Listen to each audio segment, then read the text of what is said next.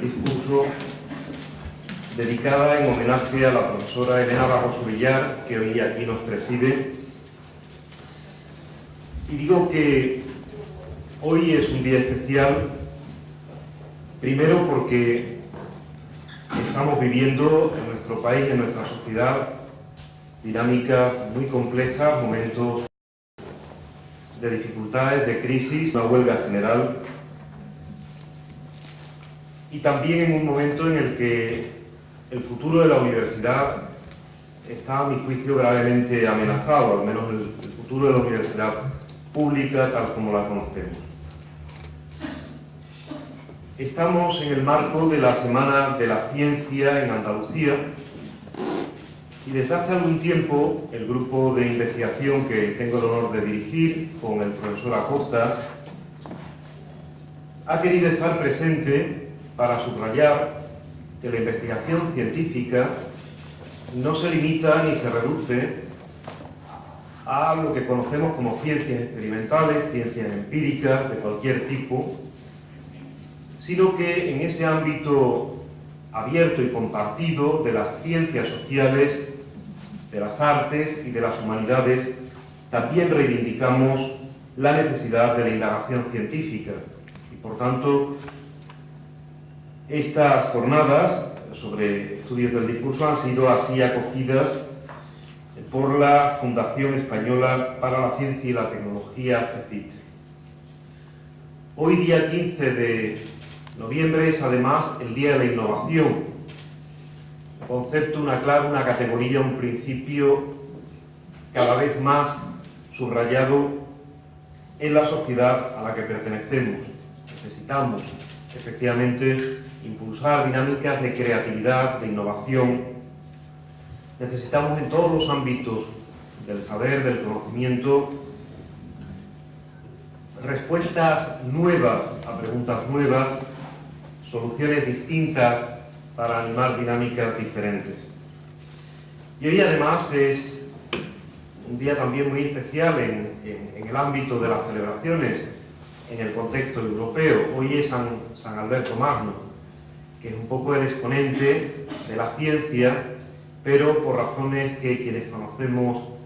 a Elena Barroso sabemos que para ella tiene un especial significado, porque tanto su esposo como su hijo se llaman Alberto, y si no me equivoco hoy también es el cumpleaños de Alberto Millán Chimite, al que queremos trasladar a través de ella nuestro cariño y nuestro abrazo. Por tanto, toda esta serie de coincidencias creo que deben propiciar que hoy, en la Facultad de Comunicación, una facultad que se encamina ya, apenas falta un año y medio hacia la celebración de su 25 aniversario, desde que en 1989 el profesor Urrutia y yo tuviéramos la responsabilidad y el honor de ponerla en marcha en el viejo caserón de Gonzalo Bilbao. Y en esta Facultad de Comunicación, la presencia, el impulso, el ejemplo de Elena Barroso durante casi todos estos años, porque como verán se incorporó en un momento muy temprano del arranque del departamento matriz de los actuales departamentos, y yo por ello le pedí que aceptara este pequeño, humilde, pero no por ello menos merecido, justo, sentido homenaje a ella personalmente y a todo lo que ella significa, a esa alta ejemplaridad de vida universitaria, de exponente académico, tanto en la docencia como en la investigación, como en el compromiso de la universidad con su entorno. Sé que esta facultad, y así me lo hizo saber el decano, tributará próximamente también un homenaje a la profesora Barroso, y en ese contexto más amplio quizás sea la ocasión de subrayar y destacar con mayor pormenor de lo que lo voy a hacer ahora sus muchos méritos que tienen, como ustedes verán también de inmediato, que ver y mucho con el tema, con el motivo central de esta jornada. Para nuestros jóvenes estudiantes que ahora se están formando, creo que la profesora Barroso es ya un ejemplo en su propio proceso formativo. Ella tuvo de formarse en una universidad, la Universidad de Oviedo, en la que en su proceso formativo tuvo grandes profesores. El profesor Alarcos, la profesora Bobes, creo que también Gustavo Bueno, profesores que impulsaron su inquietud personal y su vocación también por compartir con los demás el conocimiento. Y muy tempranamente tuvo ya altas responsabilidades. Vuelvo a repetir que hoy es el día de la innovación, el día en el que impulsamos esa capacidad de creatividad y de emprendimiento que ustedes no deben abandonar nunca, por muy difíciles que sean las coyunturas, por muy complejo que sea el contexto en el que estamos. Ayer lo comentábamos también con los representantes de la Asociación de la Prensa de Sevilla, del Sindicato de Periodistas, que tenemos que sembrar semillas de esperanza en una facultad como esta, la de comunicación, en la que tenemos la alta tarea de formar especialistas en el ámbito del periodismo, de la comunicación audiovisual, de la publicidad y de las relaciones públicas, que no son profesionales cualesquiera, sino que son realmente garantes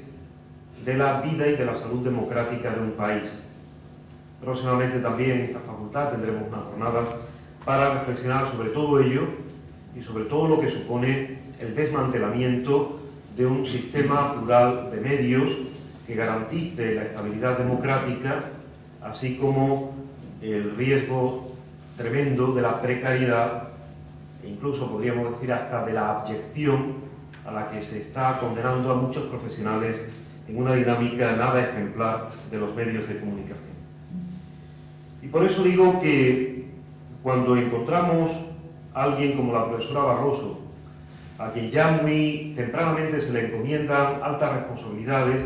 en el impulso de los estudios de educación en la comunidad en el País Vasco, en Vitoria, y que posteriormente también tendría una labor destacadísima en el proceso de consolidación y dignificación de los estudios de educación y de formación del profesorado, siempre desde su perspectiva comprometida con la teoría de la literatura, con la literatura comparada, con la crítica literaria, con ese ámbito filológico que afortunadamente nunca ha abandonado y que sí ha proyectado, ha relacionado con el ámbito de la comunicación, forjando promociones de periodistas, de comunicadores audiovisuales, de especialistas en publicidad, para los que siempre haber podido seguir con la profesora Barroso, sea en la licenciatura o sea ya en los estudios de doctorado, esos espléndidos seminarios sobre literatura y comunicación, ha sido una garantía de apertura intelectual, de rigor en la formalización de los fundamentos teóricos y de los métodos, y también de aplicación y de análisis con esa finura intelectual que caracteriza a la profesora Barroso. A ella se le deben muchas iniciativas, a veces más individualmente, casi siempre en grupo, porque yo subrayaría también esa capacidad de aglutinar e impulsar proyectos comunes, verdaderamente iniciativas como la espléndida revista Cauce, ahora abierta desde la filología y sus didácticas también al ámbito de la comunicación, pues esa revista lo debe todo fundamentalmente a Alberto Millán Chivité y a Elena Barroso, y ahora otros jóvenes cogen el testigo y la siguen impulsando en esa voluntad de rigor y de calidad de una publicación verdaderamente importante en su ámbito. Y en el proceso de su consolidación investigadora también es un ejemplo la profesora Barroso. Ella se inició en el ámbito de la narrativa, y muy especialmente en el de la narrativa de la Revolución Mexicana, que con el tiempo también daría lugar a que ella liderara encuentros importantes en el marco de la Fundación Luis Goytisolo, y que finalmente quedaron recogidos en un grueso e importante volumen titulado Narrativa de la Revolución Mexicana, la Revolución en las Artes y en la Prensa, una vez más en esa dimensión interdisciplinar en la que ella nunca olvidó la conexión de la escritura verbal estética, de la escritura literaria, por ejemplo, con la fotografía. Recuerdo que en uno de esos encuentros consiguió que tuviéramos con nosotros una importante exposición de fotografías del gran narrador Juan Rulfo, el autor de Pedro Páramo y El Llano en Llamas, también excelente fotógrafo, o que nos impulsara a estudiar las relaciones de ese momento importante, no solo en las letras universales, sino también en la evolución de los conflictos de los inicios del siglo pasado, que supusieron los diversos procesos revolucionarios y contrarrevolucionarios en el país, por cierto, ya más importante de habla hispana, en México. Y creo que desde esos horizontes y desde su grupo de investigación, que yo agradezco que se haya unido al de Teoría y Tecnología de la Comunicación, este grupo de investigación en literatura, transtextualidad y nuevas tecnologías, porque con él Elena Barroso ha hecho aportaciones, a mi juicio, imprescindibles en este ámbito de conexión de la comunicación con las artes y con la literatura. Así, el volumen Comunicación Literaria y Espacio, uno de los ámbitos en los que ha impulsado estudios verdaderamente ejemplares, esa dimensión imprescindible de la espacialidad que nos constituye y que constituye las dinámicas sociales y las dinámicas de representación artística y literaria, o los volúmenes ya más recientes sobre comunicación, universo artístico y nuevas tecnologías, o discursos estéticos singulares en una sociedad global. También quiero subrayar, entre sus muchas aportaciones a los estudios sobre el discurso, un texto que yo lo tengo como texto de cabecera y que luego ahora explicaré alguna dinámica de este seminario que ahora comenzamos dentro de un momento, una vez que tome la palabra el profesor Acosta como autoridad académica, como director del Departamento de Periodismo 1, que también se ha querido unir a este homenaje, y por supuesto la profesora Barroso, que es a quien estamos deseando oír, pero sobre la que todavía me voy a permitir subrayar alguna cuestión más. Les decía que vamos a intentar, con su permiso, disponer en PDF y colocar en la plataforma de la que se les informará oportunamente para el trabajo en este seminario su ensayo, algunas perspectivas sobre el discurso literario y cuestiones conexas. Yo creo que si algo ha caracterizado precisamente esa modesta, pero no menos importante tarea que se nos pide en la vida universitaria a los investigadores, que es la de situarnos en el estado de la cuestión, conocer muy bien lo que se está haciendo en el ámbito en el que nosotros estamos trabajando, pero sí es posible empujar, aunque sea un poquito, poner aunque sea un pequeño grano de arena a esa montaña ingente del conocimiento. Creo que Elena Barroso se ha caracterizado siempre porque sobre esa base incuestionable de rigor, de formalización, en el ámbito de la teoría de la literatura, pero también de la teoría de la comunicación, de la teoría de la cultura, siempre ha proyectado esa dimensión sobre la praxis, sobre el análisis de discursos concretos. Y también a ella, por cierto, debemos algunos ensayos importantes sobre la poesía andaluza actual, del pasado y del presente siglo, y en una colección de referencia, la Biblioteca de Cultura Andaluza, precisamente a ella se encomendó la preparación de una excelente antología, Poesía Andaluza de Hoy, que recogía y que constituye una referencia inexcusable para ello, las aportaciones poéticas desde Andalucía desde los años 50, desde durante la década de los 50 del pasado siglo hasta 1990, cuando el volumen quedó cerrado. Creo que esta facultad tiene que agradecer muy especialmente que a poco de iniciada su andadura y casi en el instante mismo de puesta en marcha, en el año 91, 2 años después de la fundación de la facultad, de aquel departamento matriz, departamento de comunicación audiovisual, publicidad, periodismo, literatura y estética,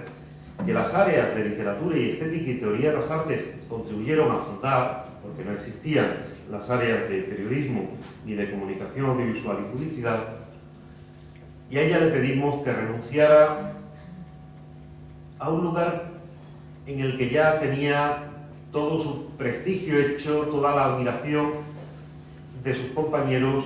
en la Facultad de Educación, para venirse con nosotros a impulsar, a empujar los estudios de comunicación. Yo quiero aquí tributar ese agradecimiento también, porque a mí me correspondió, como director fundador de aquel departamento, pedirle ese esfuerzo que ella y yo sabíamos que le iba a reportar más trabajo y quizás también alguna que otra ingratitud, de esas que la vida nos depara a quienes estamos más pendientes del trabajo y del esfuerzo que de otros alrededores más formales de la vida universitaria, pero ella no lo dudó nunca. Y ahí están los logros, ahí están la abundante cosecha de excelentes tesis doctorales dirigidas o codirigidas. He tenido el honor de codirigir con ella una espléndida tesis doctoral en la que la literatura, el mito, el cine dieron lugar a una tesis y a un volumen verdaderamente importante. Y por ello, en este año, en este curso 12-13, que es el primero en el que ella no está formalmente, al menos en los estudios de grado, porque sí queremos que siga con nosotros, faltaría más en todo el impulso de los programas de doctorado que aún estamos defendiendo, del desarrollo de iniciativas formativas de posgrado, como el importante máster de escritura creativa, en el que su participación es absolutamente imprescindible. Creíamos que este era el momento de poner en conocimiento de los más jóvenes que tiene sentido el esfuerzo, que tiene sentido el trabajo, que tiene sentido de verdad eso que ahora se ha convertido más en un tópico que en una realidad profunda, ¿no? La aspiración a la excelencia y la aspiración a la calidad, y que nosotros encontramos, vuelvo a repetir, ejemplarmente presentes y representados en Elena Barroso Villar, en la tarea que viene realizando en su grupo de investigación, en las personas que con ella están construyendo y haciendo avanzar el conocimiento. Por ello yo solo puedo decirle, Elena, gracias. Y Elena, seguimos esperando mucho de ti, aunque tengas también derecho a tomarte la vida de otra manera, porque ya nos has ofrecido mucho más de lo que sería exigible a cualquier profesor universitario, pero la verdad es que te necesitamos. Yo al menos me siento bastante huérfano ahora que no la tengo como compañera de pasillo y de despacho. Siento ahí una especie de vacío, aunque es verdad que siempre ella y yo nos estábamos quejando de que no nos veíamos lo suficiente, no teníamos, debido a los muchos compromisos y al mucho trabajo, tiempo de sentarnos para hablar de tantas cosas que nos interesan y que queremos seguir impulsando, ¿no? Yo quiero destacar ya, para terminar, un último gesto que me parece verdaderamente ejemplar en su caso. Los más jóvenes deben saber que cuando he hablado de este momento crítico para la universidad pública, para la consolidación y, por supuesto, la mejora de la transmisión del conocimiento a su más alto nivel en la vida universitaria, nos estamos jugando mucho en esta Facultad de Comunicación, esa apuesta en estos días, críticamente en esta semana, se llama conseguir o no conseguir, a partir del 1 de octubre de 2013, que exista un doctorado en comunicación.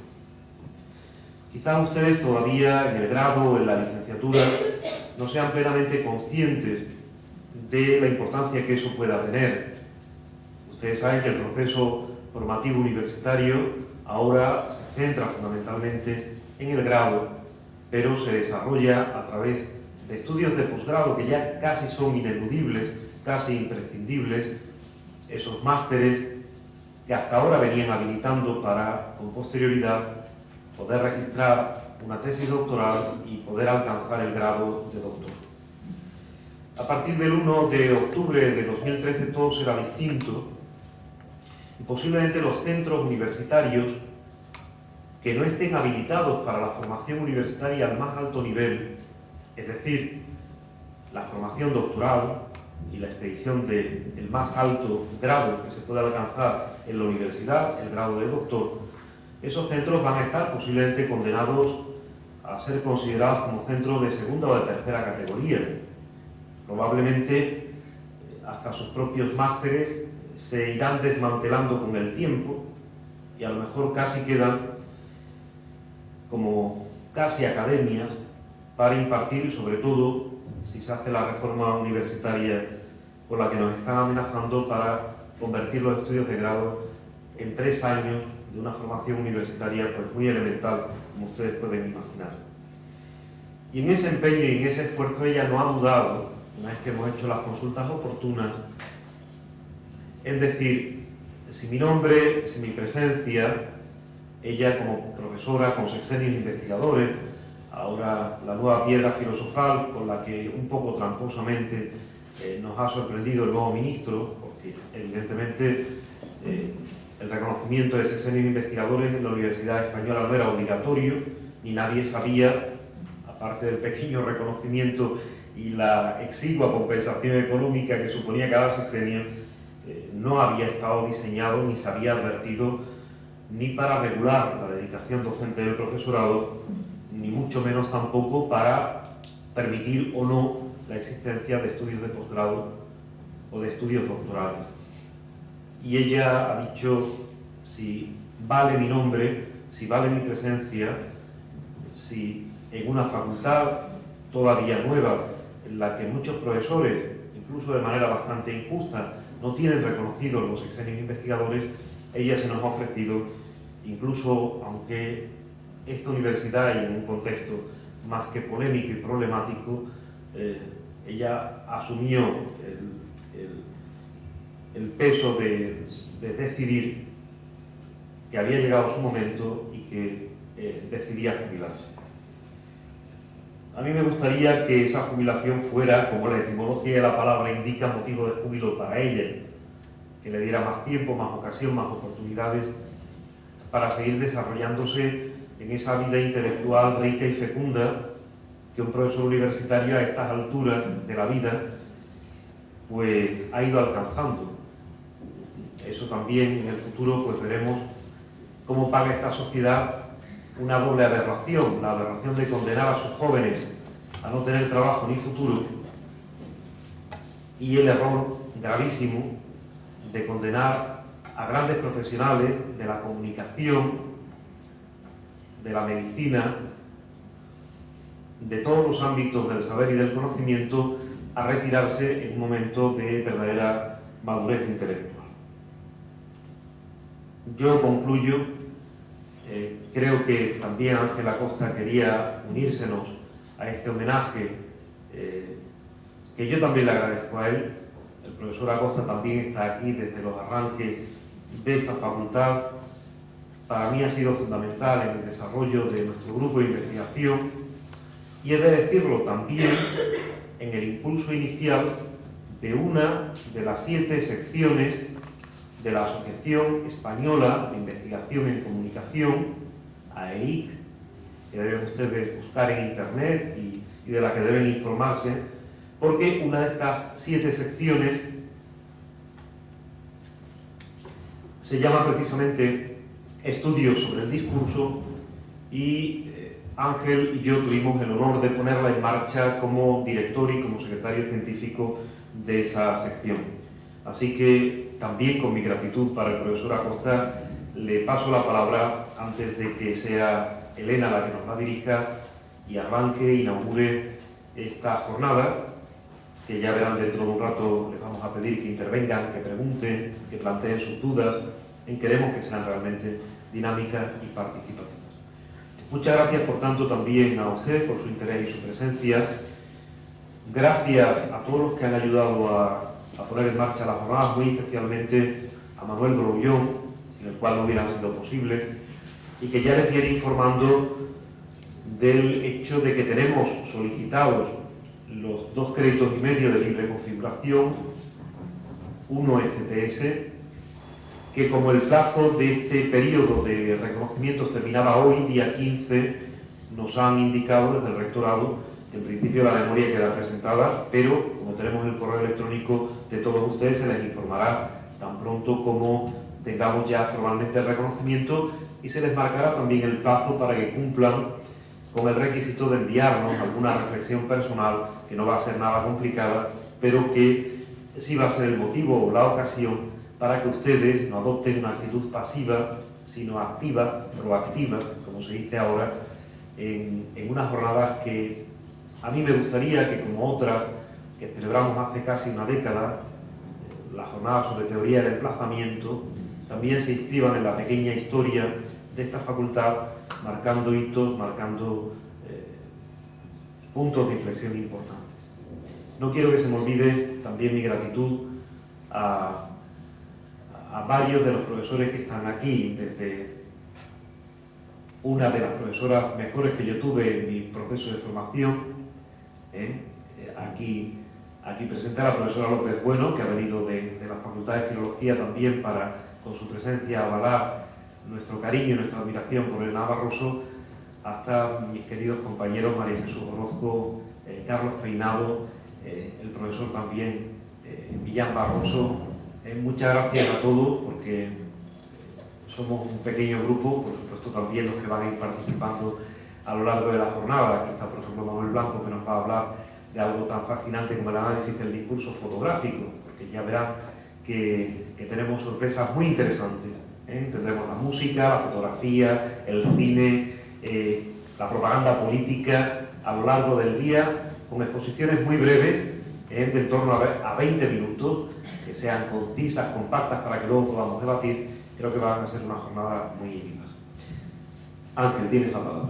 Bueno, buenos días, muy brevemente, porque Manuel Ángel ya ha hecho un resumen y balance de la historia de la facultad, de la historia del movimiento curricular de la querida Elena. Varias cuestiones, ¿no? Como ha dicho Manuel Ángel, creo que la palabra que resume todo lo que yo podría decir hacia Elena es gracias. Gracias por todo eso que ella ha comentado. Gracias por su ejemplo, fundamentalmente, y por su trabajo. Yo creo que si la situación actual de la Universidad Española es de crisis, como en el entorno también,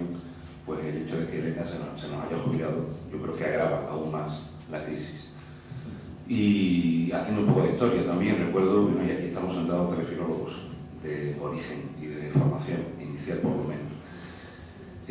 Recordar que efectivamente la facultad se inicia en el año 89 y se inicia en el departamento matriz, el departamento de literatura primero, y luego en el macro departamento inicial. Y se inicia precisamente con el impulso de los filólogos y de la gente estética, fundamentalmente.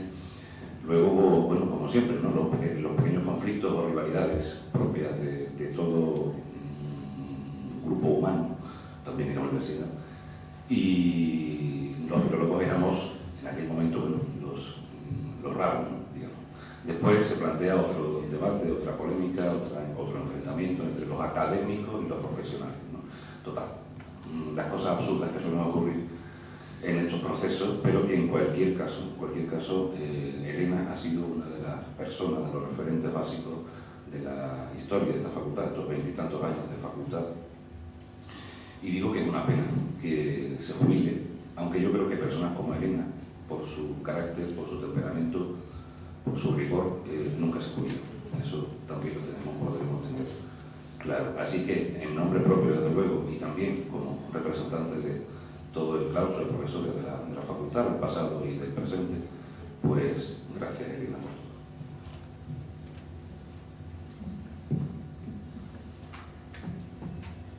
Buenos días.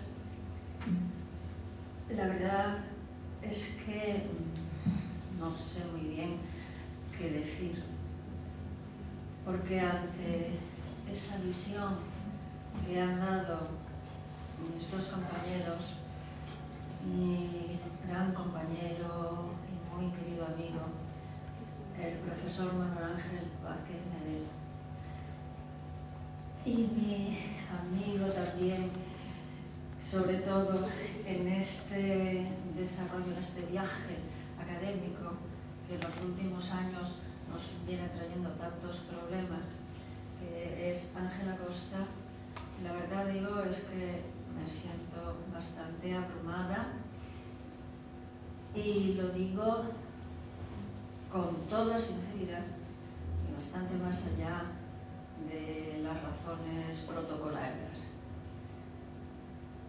Creo que efectivamente hay un lugar para cada uno de los profesores, para cada uno de los alumnos, que juntamente debemos llevar adelante unos estudios, unos cursos. Y ese lugar no es tan fácil de encontrar en los tiempos que corren, porque a veces las ilusiones se nos van viniendo abajo. Estamos en tiempos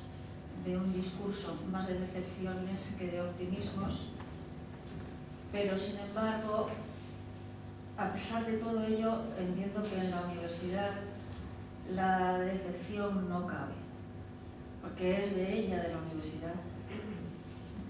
de donde puede salir algo eficaz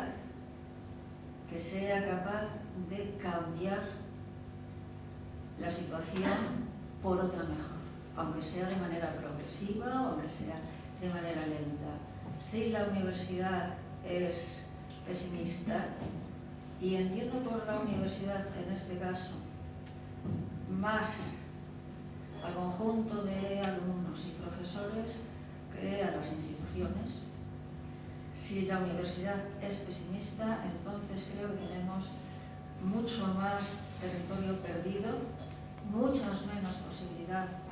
de salir adelante y de superar estas barreras actuales, que si la universidad no es así, si la universidad está dispuesta a coger las riendas y modificar una situación.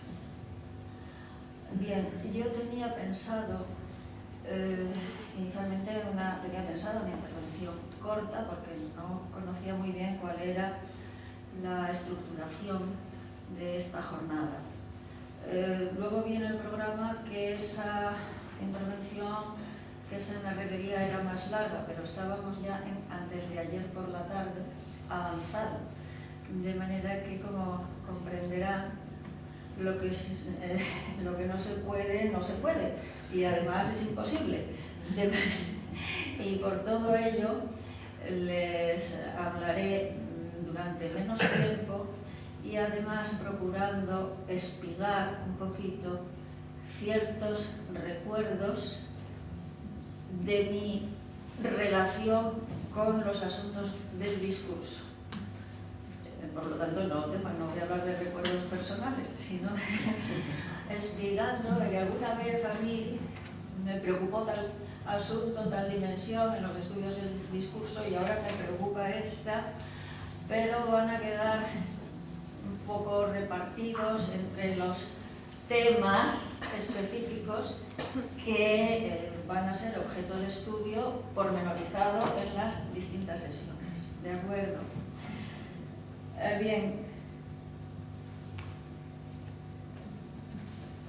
Esta jornada, que enmarcada en la Semana de la Ciencia, aspira a conocer mejor el discurso, así como las manifestaciones y el comportamiento de algunas clases de discursos sociales, merece, según creo, un gran reconocimiento por el enorme interés de su propósito. Resulta lógico que sea justamente nuestro querido compañero Manuel Ángel Vázquez Medel, investigador infatigable y muy reconocido ya, asesor excelente de la investigación al frente del grupo que dirige y fuera de él, quien percibiese clara la necesidad de ahondar en el conocimiento discursivo y, propiciando el mayor rigor para ello, tuviera la ocurrencia feliz de encuadrar unas cuantas reflexiones en tan importante marco general para dar un primer paso al frente. Mucho le agradezco que haya contado también con el grupo al que me honró cofundar y coordinar hasta hace mes y medio. Gracias a María Jesús Oroz, actual responsable de este, por su gestión incondicional, competente y amiga, para que ambos grupos pudieran cooperar en este homenaje desmesurado, con el que, según temo, están a punto de conseguir que yo pierda el aplomo deseable y me eche a la lineal, por más que vengo proponiéndome evitar a toda costa semejante muestra de una emotividad ya casi del todo en descrédito, tantas veces tenida por metáfora de lo débil. Gracias emocionadas a los miembros de los dos grupos por participar de una u otra manera. Por supuesto, gracias a todos los demás participantes y a cuantos estáis aquí o a cuantos no pueden hacerlo pero lo hubieran deseado. Se las dirijo muy especialmente a todos mis compañeros profesores aquí presentes y a quien como Begoña López Bueno ha tenido ni más ni menos que el arrojo de venir desde lejos de la ciudad para acompañarnos hoy. También, claro es, a todos los alumnos que, como Manuel Grullón, desde el principio de mi actividad docente, se me hicieron inolvidables porque me dieron ejemplo, obligándome con sus intervenciones a repensar lo pensado, facilitándome el que ni siquiera se me haya pasado por la mente el menor atisbo, la ingenuidad insostenible de pretender cercar el campo, siempre tan dilatado, de lo que podía aprender también en las clases. Gracias a tantos amigos, antes alumnos míos, porque esa amistad me honra tanto. Y a las personas, a todas ellas, que de una u otra forma han sido un apoyo incuestionable para poder realizar mi labor con mediana posibilidad, con mediano, digamos, ayúdame. Éxito. No éxito, estoy pensando. Logros. Logros, yo iba por otro lado, pero no me sale. La cosa no funciona.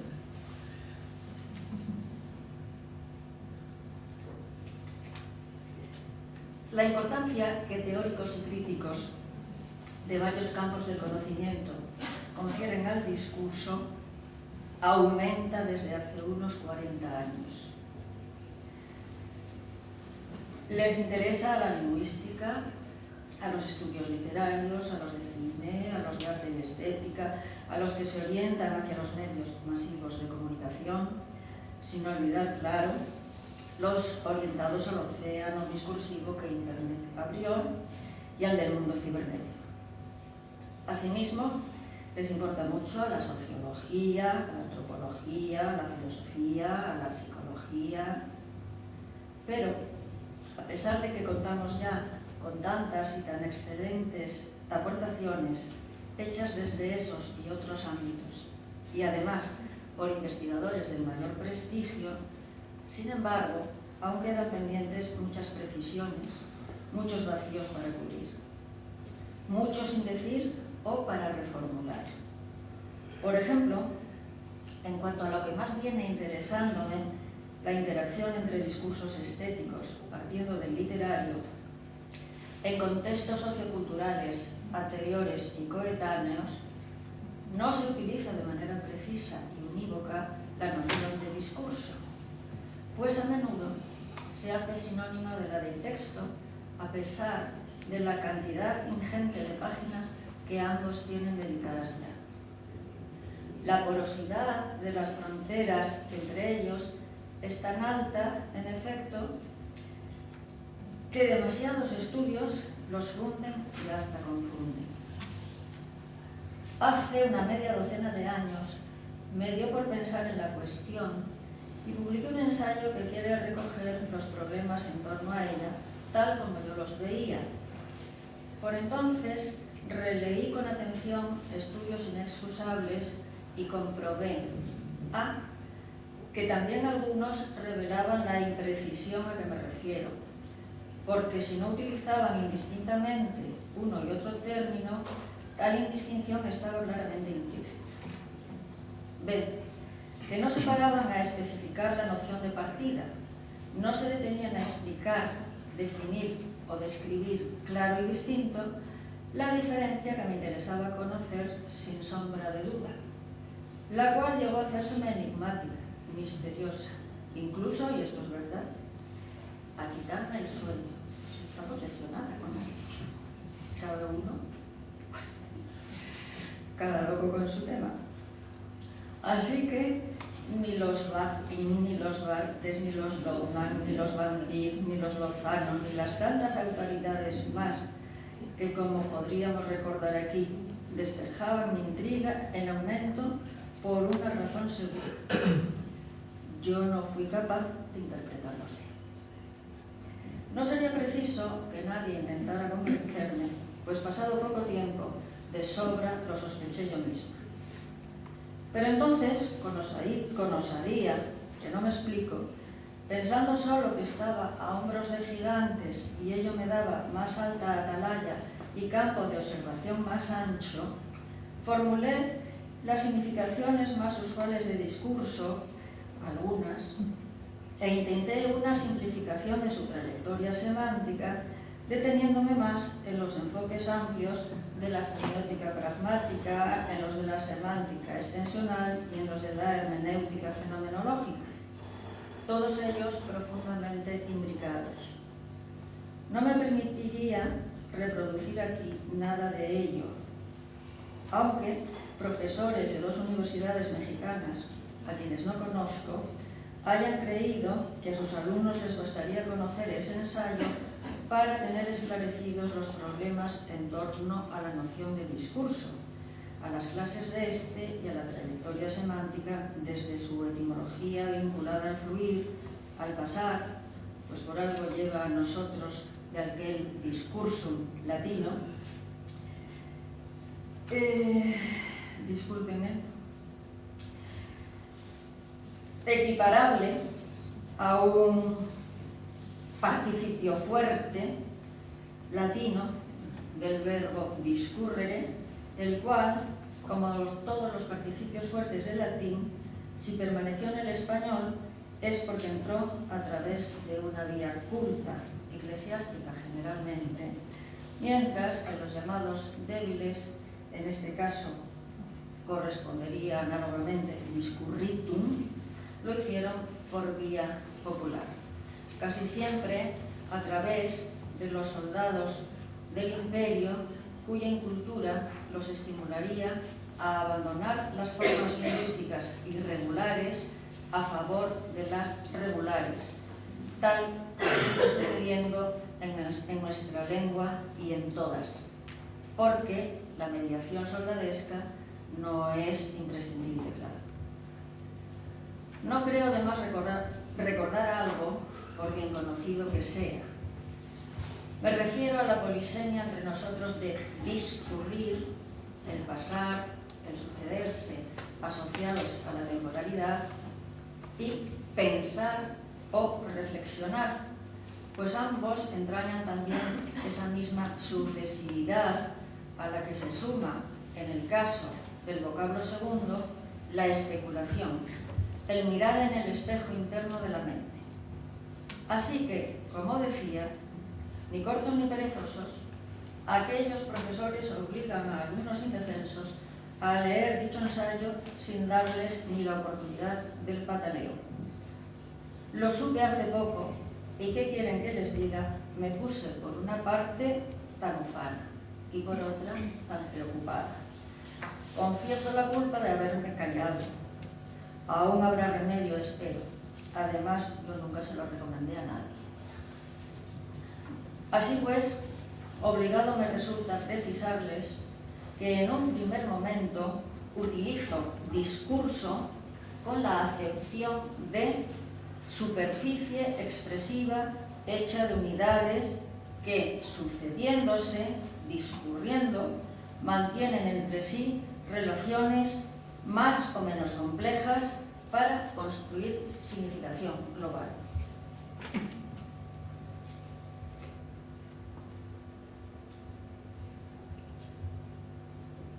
Pues bien, justamente la especulación reflexiva, siempre compañera tanto de la docencia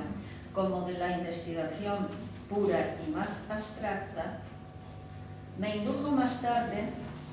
a pensar en ciertas equivalencias comparativas. Texto es a intertexto, como discurso es a interdiscurso. Y sobre todo, texto es a hipertexto, como discurso es a hiperdiscurso. Si, por ejemplo, a propósito de la narración informática, se habla de hipertexto, entendiéndolo como un texto global hecho de otros, más pequeños o de fragmentos, cada uno con su significación autónoma y todos ellos conectados por ciertos vínculos, de tal manera que el conjunto adquiere entonces un sentido diferente. Entonces, el discurso sería, para mí, un discurso global hecho de más de una clase de discursos, literario, pictórico, musical, etc., de tal manera que se complementan para conformar un todo semántico y formal, según acostumbran a mostrar los productos llamados multimedia y los cibernéticos, o según es propio del teatro, de la ópera, del cine. Y también, según los practican en nuestro tiempo, cuántos escritores trabajan con esa interacción hiperdiscursiva o al menos pluridiscursiva, complementando palabra e imagen.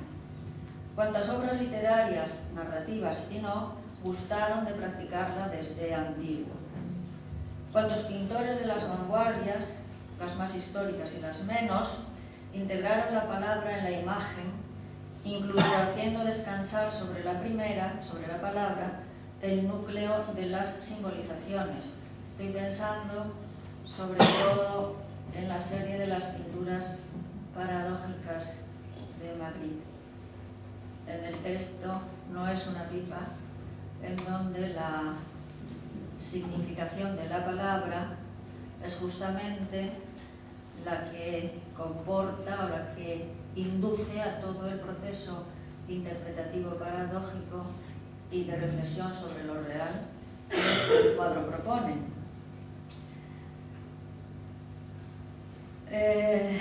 Tal también como en este mundo nuestro, cinematográfico e informático, incluso acosado por el ordenador, donde realidad, ficción y sobre todo simulacro se llegan a hacer imposibles de distinguir, entonces volvió a emerger con fuerza desde las 3 décadas finales del siglo pasado y de manera muy especial, no quiero resistirme a mencionarlo, según se evidencia en ese libro inigualable que es El jardín de las delicias, del granadino Francisco Ayala, tan vinculado afectivamente con muchos de nosotros y muy en particular con Manuel Ángel Vázquez Ledel, uno de los más hondos conocedores de su obra maestra, junto con Antonio Sánchez Tiberos. Así pues, suelo proponer, sobre todo a alumnos de posgrado, la noción de hiperdiscurso con la significación dicha, y así solemos usarla. No sé hasta qué punto no es rigurosa, creo que sí lo es, pero sé lo muy eficaz que resulta en el ejercicio docente, al que el rigor conceptual no puede ser ajeno. Vengo compartiendo con ustedes ciertas especulaciones mías sobre el discurso en general, entendido como dije, y sobre las interacciones entre los estéticos en particular. Ahora me referiré muy breve a una modalidad discursiva que ha tenido el acierto de incluir para su estudio quien dirige esta jornada. Me refiero al discurso de la enseñanza. En mi caso, me refiero especialmente al discurso institucional y de nuestro tiempo sobre la enseñanza. Por supuesto, la significación que le atribuyo al discurso, en este caso, es la de conjunto de rasgos habituales y dominantes en cierta clase de procesos semióticos y comunicativos con sus ideologías y cosmovisiones concomitantes. Discurso económico, político, religioso, científico, artístico, etc. Los cuales, a su vez, edifican subcategorías. Este concepto, como señalé en alguna otra ocasión, se entreteje en entender todo acontecimiento sociocultural como relato y en particular como narración. En la bien o mal llamada posmodernidad, concepciones de las que es ejemplo la del mismo Lyotard sostienen que todo significado y todo pensamiento son necesariamente discursivos y narrativos, de tal modo que los cambios constituyen nada más triunfos de unas narraciones sobre otras. La posmodernidad, en opinión de ese autor, es la narrativa actual, hecha de micronarraciones relacionadas con la información, la cibernética y el poder a ellas asociado,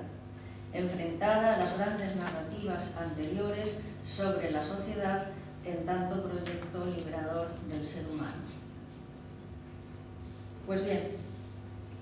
el discurso institucional acerca de la enseñanza,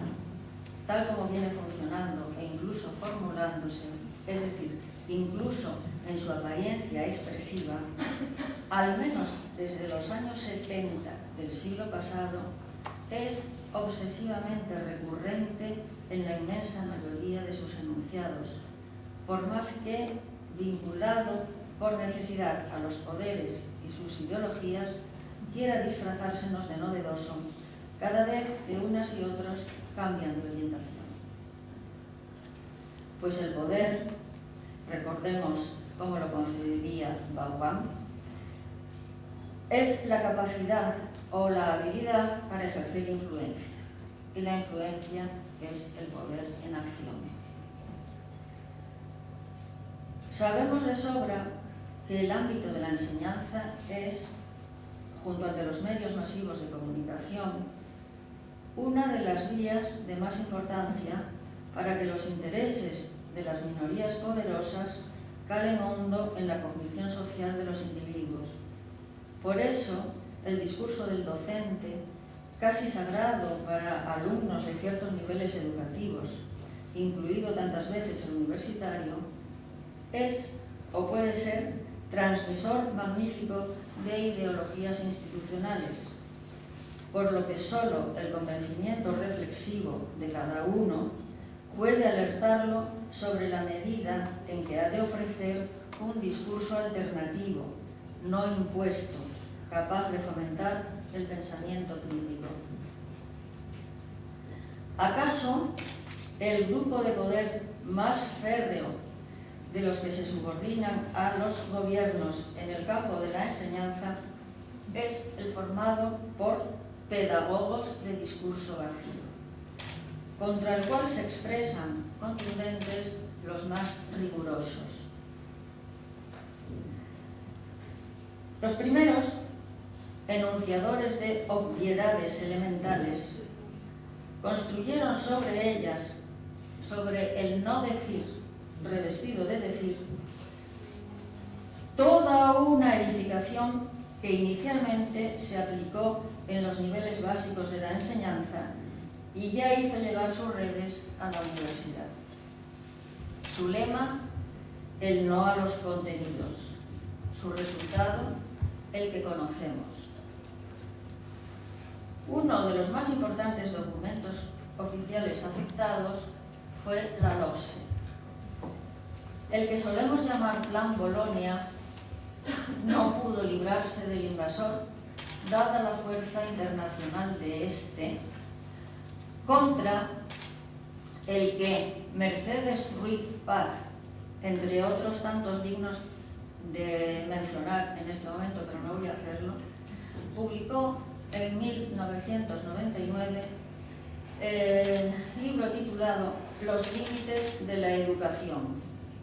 arremetida rigurosa contra la vacuidad, derribos sin paliativos de la, literalmente llamada por ella, estupidez pedagógica imperante desde la LOCSE. Defensa apasionada tanto de los contenidos como del sentido común aplicado a los planes de estudios. Perdón.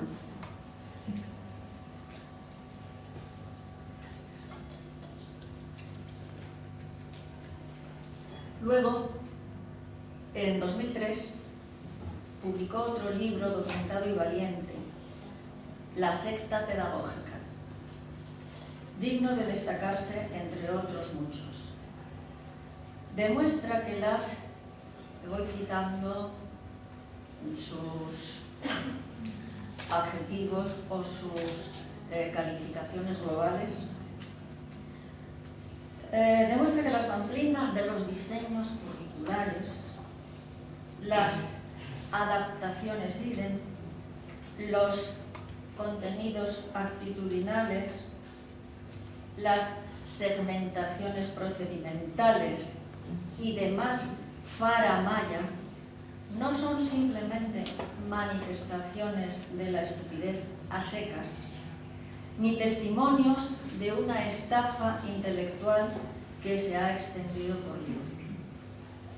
Rebate la idea